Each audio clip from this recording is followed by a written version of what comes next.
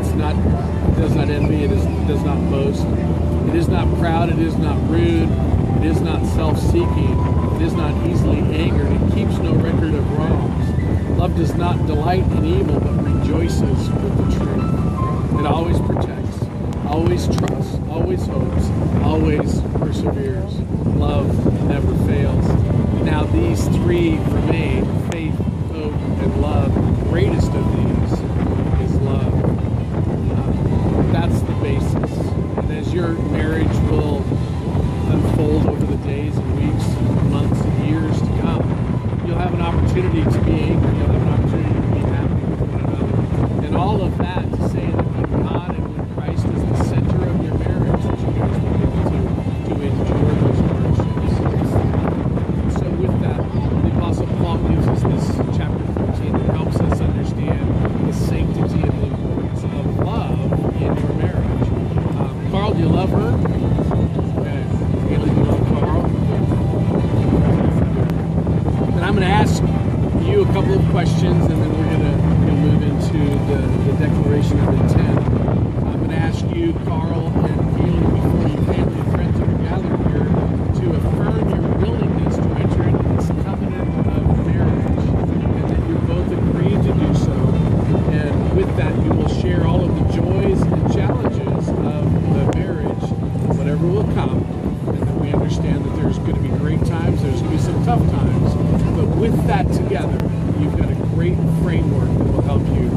And so I'm going to ask you, Carl, will you have Kaylee to be your wife, and will you love her faithfully as long as you both shall live? Kaylee, will you have Carl to be your husband? Will you love him faithfully as long as you both shall live? Turn and face each other. Carl, will you now affirm your vow before God? I, Carl, take you, Kaylee, to be my wife. And in so doing, I give you my life and all that life entails, to take the good with the bad,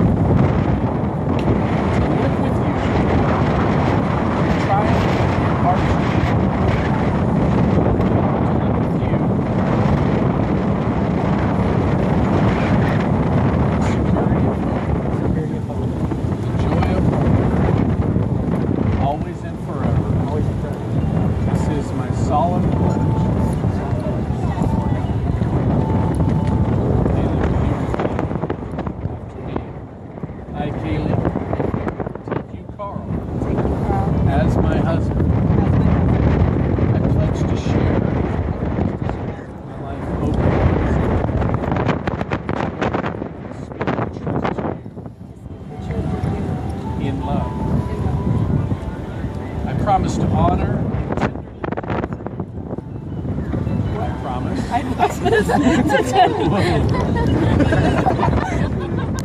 She said pass. Right. So this part means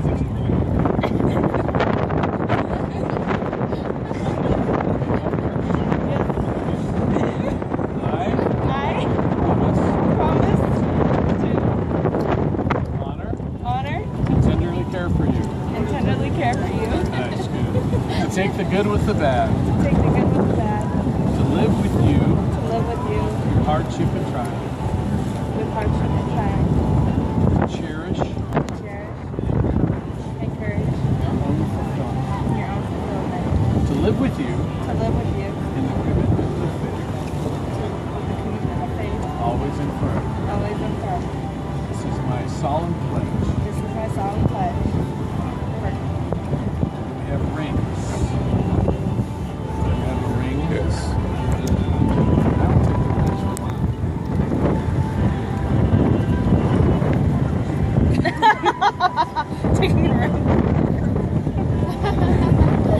Rings are important, and as we look at the rings and the symbolism that they carry, and as you will place this on your finger, you'll understand. You'll have a moment in time that you'll look down at this, and it'll be a piece of jewelry, but it'll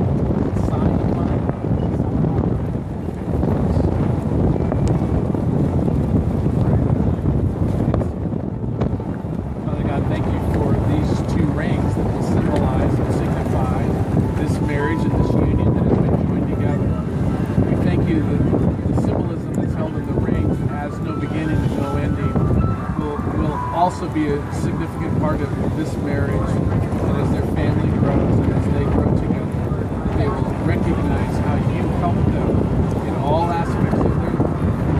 Thank you for these weeks. In Jesus' name.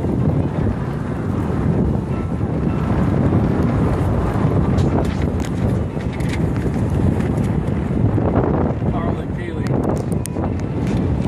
as much as you have agreed to become husband and wife and have before God and these family and friends expressed your solemn vows and have signified the same by the giving and exchanging of rings by virtue of the authority vested in me as a minister of the gospel of Jesus Christ, I pronounce you to be husband and wife. What God has joined together, let nobody get between. Agree? Blessing. Karl and Kaliegh, bless you. The Lord make his face to shine upon you and be gracious unto you. The Lord lift up his countenance on you and give you peace. In the name of the Lord, the Son, and the Holy Spirit. Karl, you.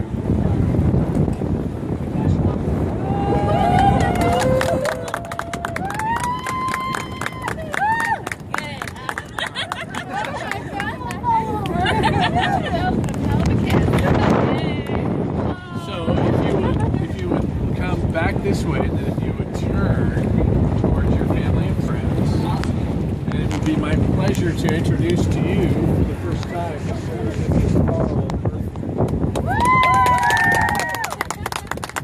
Now we have the Lisa show, which is some music that you planned.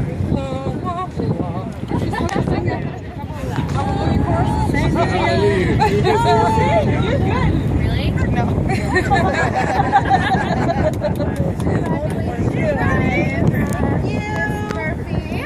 This is Murphy.